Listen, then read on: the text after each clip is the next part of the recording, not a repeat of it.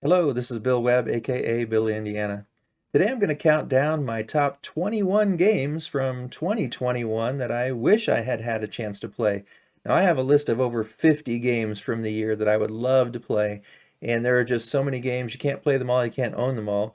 But these 21 games are ones that I'm really excited to hopefully try at some point, maybe add to the collection, maybe play at a game night. So if you're curious to see what I would really like to play that I didn't get a chance to, follow along.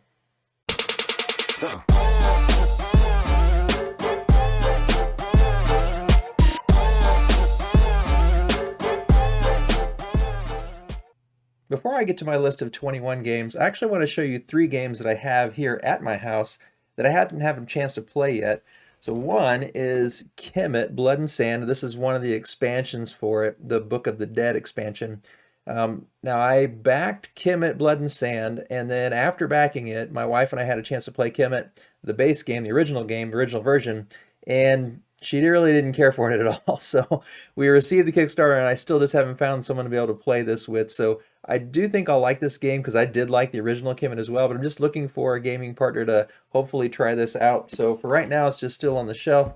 Another one, and you might say, well, that's not really a new one because it's a remake, and then another one, again, kind of a remake, so again, not including in the list, Chronicles of Crime 1900. I played Chronicles of Crime 1400 and really enjoyed it. I'm looking forward to trying this one. Just haven't had a chance to get any of these mysteries onto the table yet either. So those are a couple that I have that are on the shelf waiting to be played hopefully soon. This one's actually right beside me on my desk, and I'm actually learning how to play it myself solo, In Too Deep, by Burnt Island Games. This one is incredible production.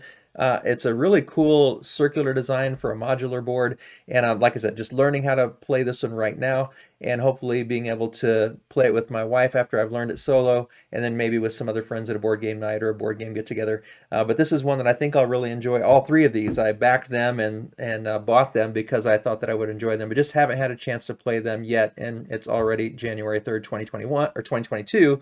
So those will be having to get reviews later this year, even though they're 2021 games.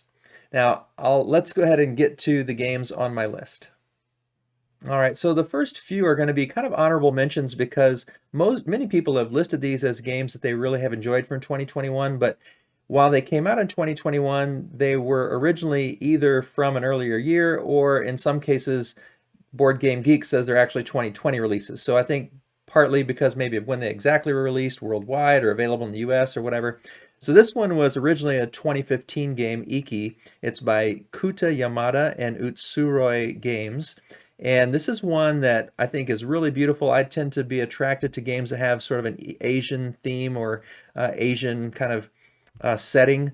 And this is one that looks really cool. You've got these workers moving through different parts of the market, and just the art of it looks really good. I've heard a lot of people give it high praise. And so whether you would count this as a 20 or 21 game or not, a lot of people have been talking about it this year because of the reprint and the updates to the game. I really do want to try this one, but it's going to be honorable mention because it's debatable as to whether it was really a 2021 release. Another one in the same boat, Dice Throne Adventures. It says it's a 2020 release, and it probably was available in some places to some people, but I don't think most people had a chance to play this one until 2021. But this is one I've not played any of the Dice Throne games, but I did back Dice Throne Marvel this fall, and I would love to play this Dice Throne Adventures at some point. It's using those Dice Throne characters, but going through a cooperative adventure. So I love cooperative games. I love adventure games. We're really digging Role Player Adventures by Thunderworks Games. And this one by Gavin Brown, Nate Chatelier, and Manny Tremblay from Rawstone and Roxley Games. I really would like to try this one, but according to BoardGameGeek, it's a 2020 release. This is another one lots of people have been talking about this year, and again, it says 2020 here. It's by Anthony Nouveau and Corax Games. Looks incredibly fun. It's a deduction game where you're going to slowly be revealed who wants to be where in the picture. And so each player is trying to get a little bit of information and moving the characters around, putting them in just the right spot according to their preferences, and then in the end you're going to take a snapshot. This fun deduction game, kind of a party feeling game, with a lot of pictures of the box here. Hopefully we'll get to some other pictures here in a second. There we go. Really clever, new kind of design, but again, according to BoardGamegeek, 2020 game, not 2021, so going to put it on my honorable mentions. And then the last one here in the honorable mentions is Hallertau. And again, a lot of people have been talking about it as a 2021 game. It must have just come out close to the end of the year. It's an Uwe Rosenberg game from Lookout Games. I've played several Uwe Rosenberg's smaller games, Patchwork and some games like that, but hadn't played any of the real deep ones until recently. But recently I had a chance to play Caverna and really enjoyed it. So I'd love to try Hallertau, but again, officially a 2020 release here. All right, now we get into my 21 games. Kind of 2020, kind of 22 if you count these next two as different ones, but it's Imperium Legends by Nigel Buckle and David Turchi, and it's Osprey Games. This is a deck building game. There's the Imperium Legends and also the Imperium Classics. I think I would enjoy the Legends more, but in this case, you're going to be going through a deck building game. It's where in this game with the Classics, you've got the Carthage, I don't know how you say that one. The Celts, the Greeks, the Macedonians, Persians, Romans, Scythians, and Vikings, those different civilizations. And you can play it solo, you can play it competitively. And then in the legends, let's see down here, it says you have the Arthurians, the Atlanteans, Egyptians, Mauryan, I'm not sure about that one, Minoan, Olmec, Quinn, and Utopian civilizations, so a little bit fantastical there in terms of the legendary civilizations they've chosen, and I think that sounds a lot of fun. But I tend to love deck building games. I've heard some people give some negative feedback about these, so I've kind of held off purchasing it, but I'd really love a chance to play it because, like I said, I enjoy deck building games. This is one that I was highly anticipating in my video from last year. And I like the idea that you could play with a lot of civilizations, and every civilization is going to have different features, and so every game could feel a little bit different. So this one's one that I'm really excited to try. Not sure I want to buy yet based on the mixed feedback, but number 21 on my games of 2021 that I'd really love to play. Next up, Euthia, Torment of Resurrection. This is one I just recently heard about, but apparently I think it was a Kickstarter game that has recently been shipped, and this one sounds really interesting. It says at the beginning of every game, you'll choose one of 3 scenarios to play. Each scenario represents an attempt to kill or repel one of the mighty dragons. Successfully repelling or killing the dragon will provide the hero with reputation, as does most of the actions the player performs throughout the game. The hero with the highest reputation at the end of the game is the winner. And this game looks like an incredible adventure. It is competitive, not cooperative, but we've been really, like I said, loving role-player adventures. We've enjoyed Sleeping Gods. Now, those are cooperative games. We've also enjoyed Destinies, which is more of an app-driven game, but we like that adventure setting, and we're not afraid of the competitive nature of it. This doesn't seem to be head-to-head competition, which is something that might turn us off a little bit more here in my household. But yeah, it looks like it's got great production, incredible miniatures. Overblown, maybe some people would say. I don't know. I haven't followed the Kickstarter, didn't know about it until recently, but I think they're bringing out a new Kickstarter with some expansions here soon, if I'm not mistaken. I think I heard that recently. So I'd love to try this one, and then if it's a game that I do enjoy, perhaps consider backing the next Kickstarter that comes out. So that is number 20. Number 19, Savannah Park. Now, Savannah Park is a game by Michael Kiesling and Wolfgang Kramer, so a Kiesling-Kramer game from Deep Print Games.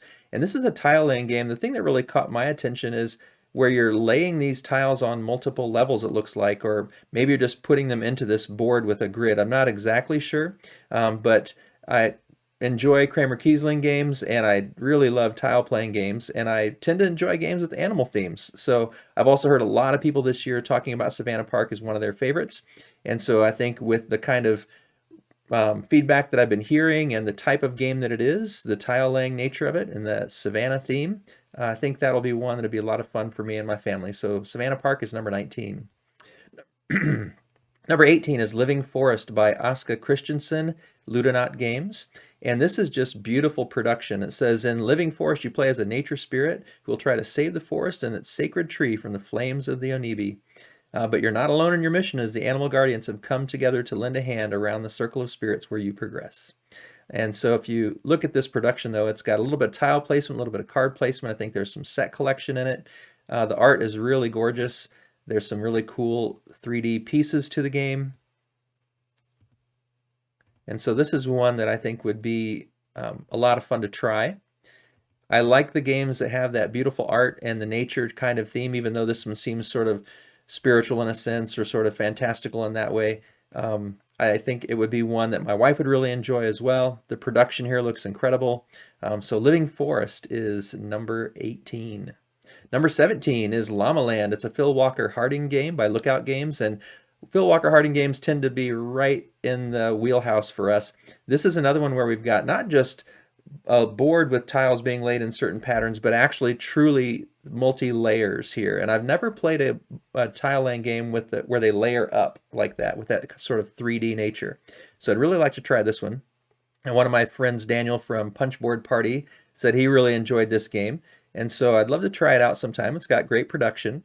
And like I said, the Phil Walker Harding games we've played, just they tend to be right where we like them in terms of complexity. A lot of the family members that like to play games with us and our friends that like to play games with us just kind of fits really well in that family weight game. And so I'd love to try this one. Great insert there for that person. So Llama Land is number 17. As we go on to number 16, Korra, Rise of an Empire. This is by Headquarters Simulation Game Club, and Yellow is the publisher. And I heard about this one from a lot of people, but some of my friends from All Aboard Gamer have recently been talking about this, and they were kind of surprised by it. But it's sort of an economic game, I think, in a sense. There's these tracks you're going to be moving up, but there's all these different tracks that you can choose from. Philosophy and warfare and politics and culture and trade, and it looks beautiful. And I have heard quite a few people, including Brandon and Lexi, who have said that it just really surprised them with how much they loved it.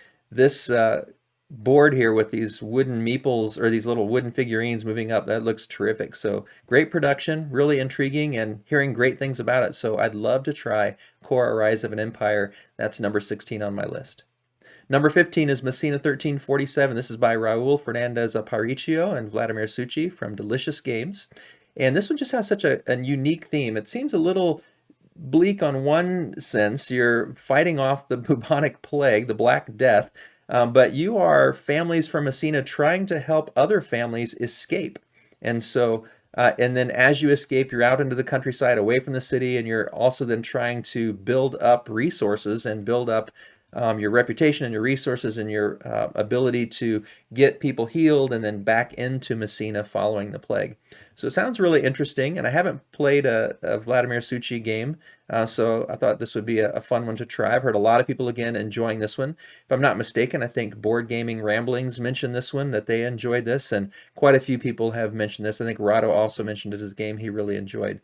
So Messina 1347 is number 15 on my list.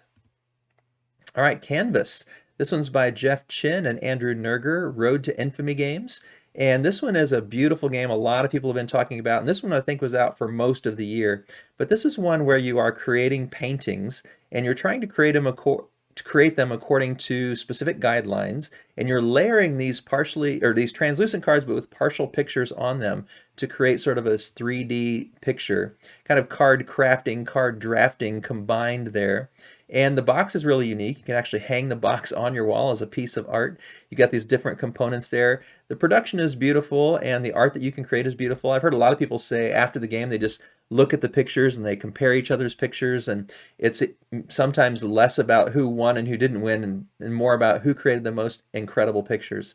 So a really clever design here, and one that I would love to try, Canvas. It is my number 14 of the year. All right, next is Origins First Builders, Adam Kwapinski and Board and Dice. I've heard the folks at Tantrum House talking about this one quite a bit, and a lot of those guys and gals really seem to enjoy this game. This one is one where you've got dice worker placement, and I think some dice manipulation. It's got some really cool production, and so Board and Dice tends to put out games that are a little towards the heavier end of what my family likes, but my wife and I aren't afraid to dig into some of those slightly heavier games, and I think this one's sort of on the fringe where it's probably right in the area where we would still really enjoy it. And I tend to love dice worker placement games and dice manipulation, so I'm very excited to try this one, Origin First Builders. It is my number 13, Lucky 13. All right, number 12 is Mystic Paths. This is by Brian Leet and Kevin Warden from R&R Games, and this is a unique party game. It's an interesting situation where you're trying to work with 2 to 6 players, and it kind of reminds me of like a Just One or Codenames sort of game where you're trying to give clues but this one seems to have a little bit more of a theme instead of just words. So you're trying to actually get your teammates to follow these paths based on word clues. The art looks beautiful, and I think it would be really interesting to see how this fits together with sort of a board game with some interesting art and some, more of a theme to it instead of just some general pictures. I guess all those games have a theme in some way, but this just kind of caught my attention. It says you're challenged to navigate the paths through a labyrinth called the Eternal Forest. Each player's path is unique and only you know the way. However, you cannot traverse the forest alone. Your teammates are needed to open the sealed portals along each step. Give clever clues. Hope your teammates can read your mind and complete your journey. So sounds like it'd be a kind of a fun party game with a little unique twist, very reminiscent of Just One. And I've heard a lot of people talking about So Clover and code names, but with a very different twist in terms of the setting. So Mystic Paths is my number 12. Number 11 is Boon Lake. It's an Alexander Pfister game by DLP Games. And this one is one where you are traveling as pioneers and you've left civilization behind, moving to the shores of Boon Lake. You are trying to build up with the resources you can gather this new land. So really, I've played a few Alexander Pfister games, not many, just mostly the small card games he's put out. Almost had a chance to play Great Western Trail, and actually in a few weeks I think I'll be able to play that with some friends of mine who just picked up the new version of it.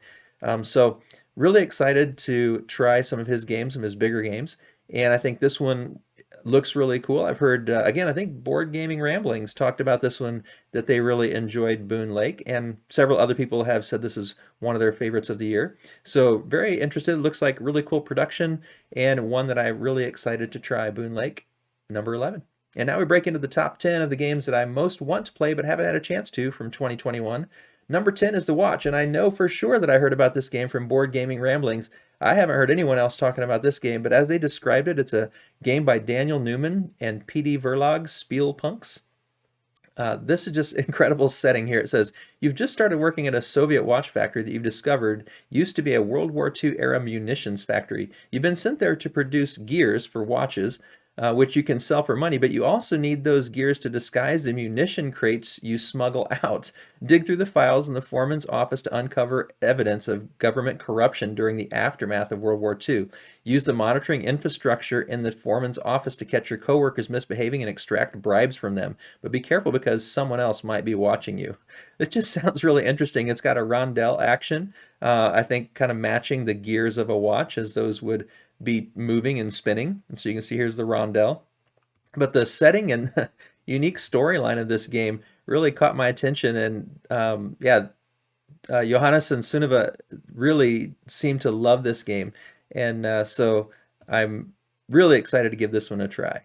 Watch. That's my number 10 game. And number 9, The Great Wall. Now, when I first heard about this game, it's by Kamil Sanek-Ciesla, Robert Plesowitz, and Lucas Widarski. I probably haven't said those names correctly. It's an Awaken Realms game. I was a little intimidated just because this game seems so huge, but as I read a little bit more about the game, it reminded me of my number 1 game of 2021, which is After the Empire. It's sort of a tower defense, and it says you have this twist of these Mongolian hordes that are coming according to an AI, and you have to sometimes cooperate with the other players to battle off this ongoing invasion. And so that gave me a lot of reminiscence to After the Empire, which I absolutely love. It's got some worker placement. It's got great production with the miniatures that Awaken Realms is kind of known for in so many of their games. And again, with the Asian theme, that setting, that theme often draws my attention. Having lived in Asia for 14 years and traveled to a number of different countries in Asia during that time, just always catches my eye. And this one just looks like an amazing production. Like I said, I don't know if it might be a bit heavy for my gaming group, my family primarily, but I think with the style of game and how much we loved After the Empire, my wife and I especially, I would really love to try this one. And so The Great Wall is number 9 on my list. Now we have The Initiative. This is a Corey Kineska game from Unexpected Games, and this one is an interesting one where the game is based on these kids discovering a board game called The Key, and it merges with an interactive comic book. So there's these mysteries to solve, these puzzles to solve, and it's kind of got these, so you can see there's these puzzles that you're trying to figure out as you go through. And it's got these campaigns that you can play, and most of them are pretty short. I've heard a lot of people say they'll play a 20, 30-minute campaign and then, oh, let's play another one. So this one just looks really interesting. Such a clever theme. It sounds kind of Jumanji-ish, where they kind of sort of get caught up in this board game that within a board game. You're playing a board game about them learning about a board game.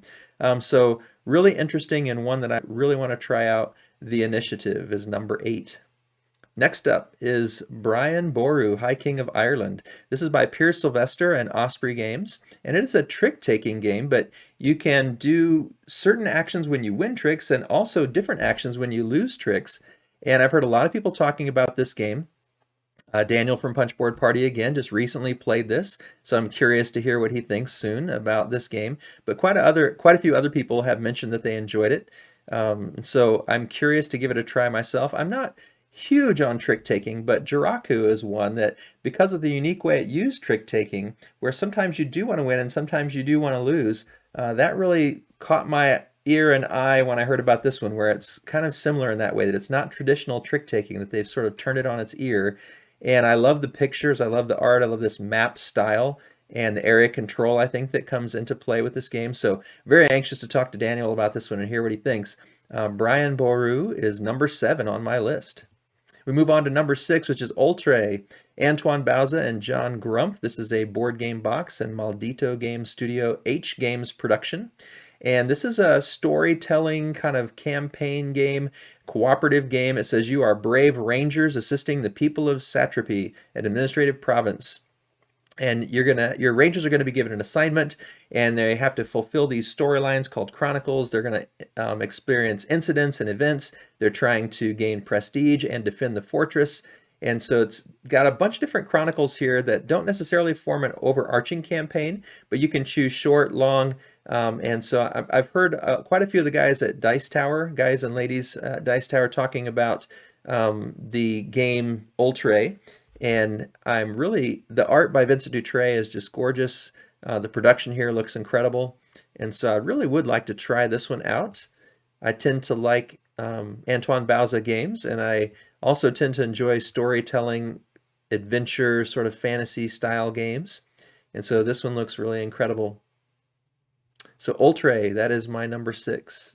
And now we're into the top 5.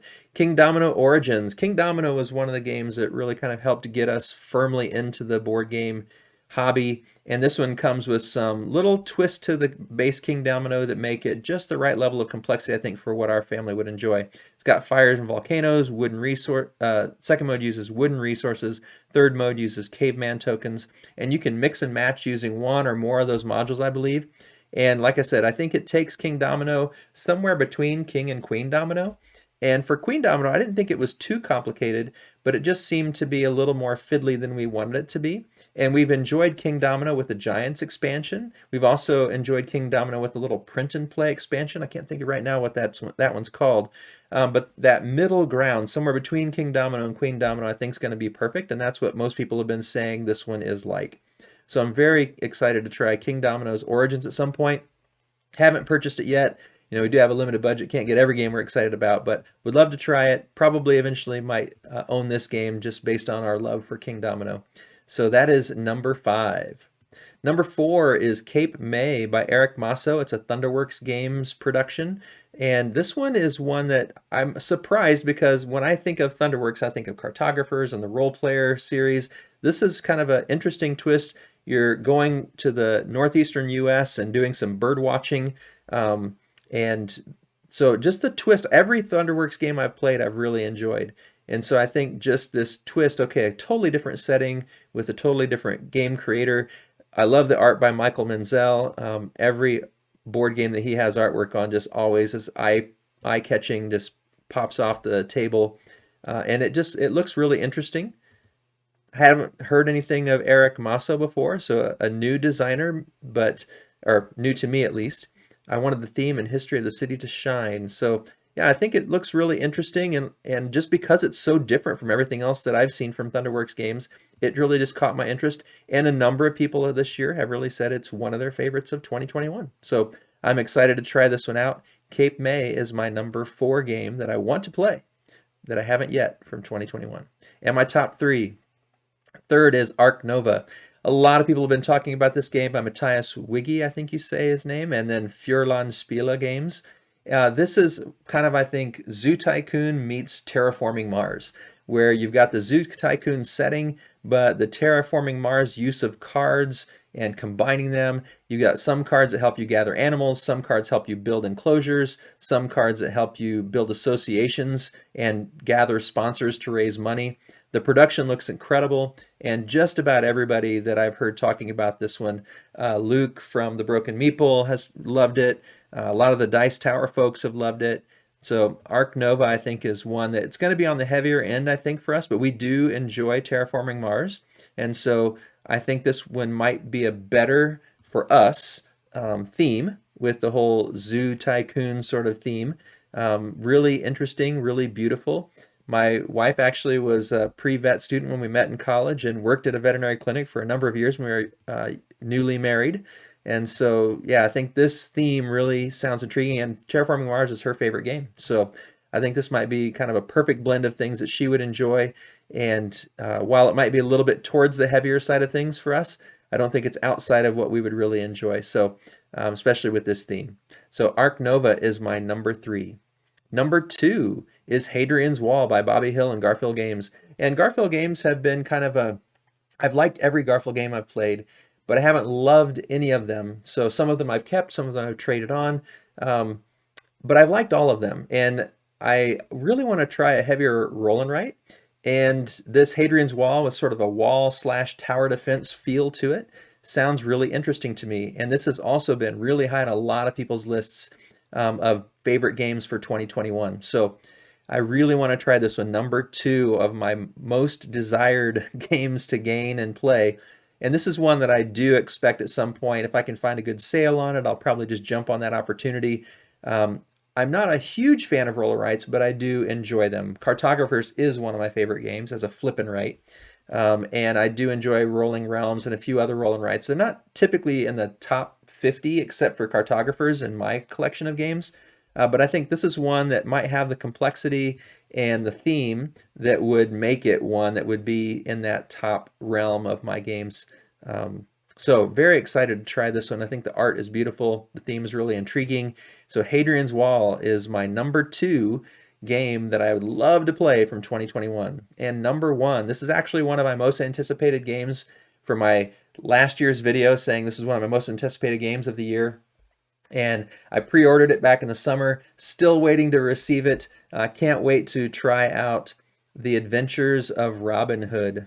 Hopefully this is going to open. There we go. The Adventures of Robin Hood is by Michael Menzel and Cosmos Games. Now, the first thing that drew me in is I love Robin Hood as a theme.